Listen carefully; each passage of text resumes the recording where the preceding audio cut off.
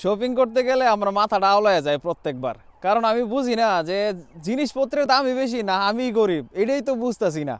তো গেছিলাম একবার পাঞ্জাবি কিনতে, যাওয়ার পরে আমি দেখি যে আমার পকেটে যে টাকা আছে সেই টাকা দিয়ে পাঞ্জাবি না, পাঞ্জাবির পকেটেও কিনতে পারবো না। তো এই জন্য এই গত 6 বছর ধরে সে এক পাঞ্জাবি দিয়ে ঈদ করতেছি। আমার যেই পরিচিত মানুষ আছে ওরা আমার কিরে তোর কি শরম করে না, তুই এক পাঞ্জাবি দিয়ে প্রত্যেকবার ঈদ করস, আবার এটা দিয়ে আবার আপলোড দিস। ভাই দেখেন, পকেটে যখন টাকা থাকবে না তখন আছে না শরম লাজ লজ্জা এগুলা থাকে না, বুঝছেন, এগুলো মাথায় থাকে না। পারলে একটা পাঞ্জাবি কিনা দিয়েন, আর নাইলে এইসব কথা বলার দরকার নাই। সো পাঞ্জাবি কেনার যার টাকা নাই তারে তো আসলে এইসব গল্প শোনাইলে লাভ হবে না। তো এখন আমি মানে আপনাদের ডিরেক্টলি বলতেছি না কিনে দেওয়ার জন্য, তবে যারা আমার এইরকমভাবে পুশ করতেন তাদের জন্য ভিডিওটা বানানো। বাইরে ভাই পাঞ্জাবি পারলে একটা কিনা দে, নাইলে এসব বেশি মানে শরম দিয়ে কথা কইস না, ঠিক আছে?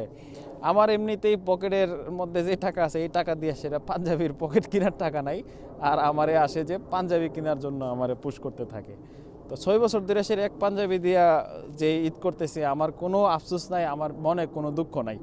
কারণ মানুষের টাকা পয়সা নাই থাকতে পারে, একটা সময় টাকা পয়সা ঠিকই হবে, তখন না হয় আমি পাঞ্জাবি নিজে পরে মানুষেরও বিলিয়ে দিব, কোনো সমস্যা নাই। তো যাই হোক, আপনারা সবাই ভালো থাকবেন, সুস্থ থাকবেন, সুন্দর থাকবেন।